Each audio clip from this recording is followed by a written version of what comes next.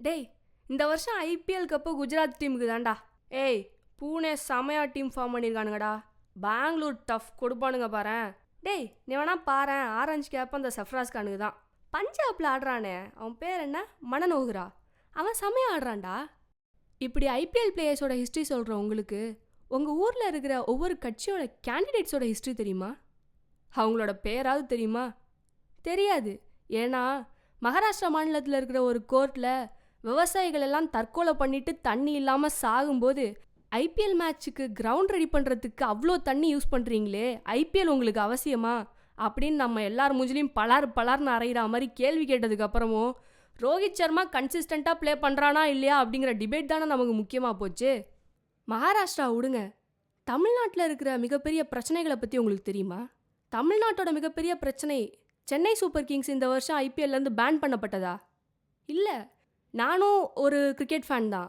ஆனால் தமிழ்நாடு இன்னும் சில வருஷத்தில் சில மாதத்தில் எவ்வளோ லைவ்லிஹுட் இஷ்யூஸை ஃபேஸ் பண்ண போகுதுன்னு உங்களுக்கு தெரியுமா?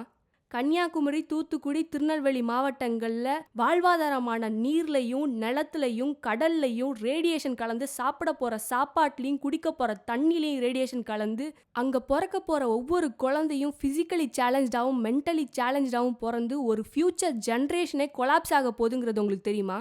கல்பாக்கம் அணுமின் நிலையத்திலேருந்து வர ரேடியேஷன் தாம்பரத்தில் இருக்கிற காற்றுல பரவி இருக்கான், அது உங்களுக்கு தெரியுமா? நெற்களஞ்சியம், பேடி கிரானரி அப்படின்னு சொல்லப்படுற தமிழ்நாட்டோட நெற்களஞ்சியம் தஞ்சாவூரை சுற்றி உள்ள டெல்டா மாவட்டங்களில் மீத்தேன் அப்படின்னு சொல்லிட்டு ஒரு திட்டத்தை கொண்டு வந்து பல ஊர்கள் விஷமாக போகுது. நம்ம சாப்பிட்டுட்டு இருக்கிற சாப்பாடை கொடுக்குற அந்த நிலம் சுடுகாடாக போகுது, இது தெரியுமா? மேற்கு மாவட்டங்களில் கொண்டு வந்து இறக்கிட்டான் கெயில் பைப்லைனை, என்ன பண்ண போறீங்க? நம்ம வீட்டில் எத்தனை பேர் கேஸை ஆன் பண்ணி ஆஃப் பண்ணுறதுக்கே பயப்படுவோம். ஆனால் நம்ம விவசாய நிலங்கள் பைப்லைனுக்கு மேலே இருக்க போகுது. ஒவ்வொரு நிமிஷமும் ஒவ்வொரு செகண்டும் எப்போ எது வெடிக்குமோன்னு பயத்திலேயே வாழணும். இனிமேல் நம்ம யாரும் this summer I am going to Theni டிஸ்ட்ரிக்டியா, தேனி காத்தோட அப்படிலாம் பாட முடியாது. ஏன்னா நியூட்ரினோட் திட்டத்தால் அங்கே இருக்கிற மொத்த சுற்றுச்சூழலும் கொலாப்ஸ் ஆக போகுது. அங்கே மேற்கு தொடர்ச்சி மலைகளில் இருக்கிற 12 அணைகள் டேமேஜ் ஆக போகுது.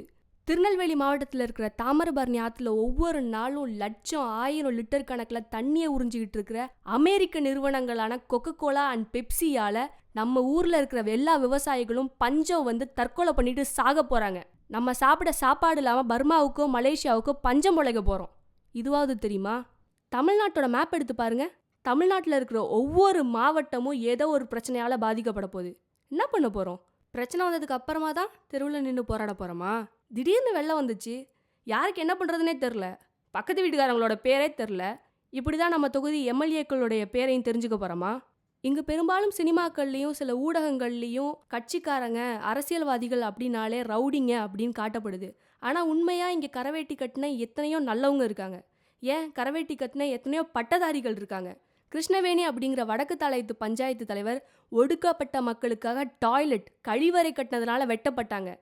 கொக்கோகோலாவை எதிர்த்து போராடின கங்கை கொண்டான் பஞ்சாயத்து தலைவர் கொல்லப்பட்டார். இன்னைக்கும் சட்டமன்றத்துக்கு டிஃபன் பாக்ஸில் லஞ்ச் எடுத்துகிட்டு போகிற எத்தனையோ எம்எல்ஏக்கள் இருக்காங்க. காரில் சட்டமன்றத்துக்கு போகாமல் பஸ்ஸில் போகிற எத்தனையோ எம்எல்ஏக்கள் இருக்காங்க. இவங்களாம் நம்ம கண்ணுக்கு தெரியாது. இப்படியும் ஒரு வரலாறு இருக்குது. ஆனால் நமக்கு தெரிஞ்சவங்கலாம் கெட்டவங்க தானா? நல்லவங்க நிறைய பேர் இருக்காங்க. நல்லவங்களை தேடுங்க, நல்லவங்களை தேர்ந்தெடுங்க. Ma'am.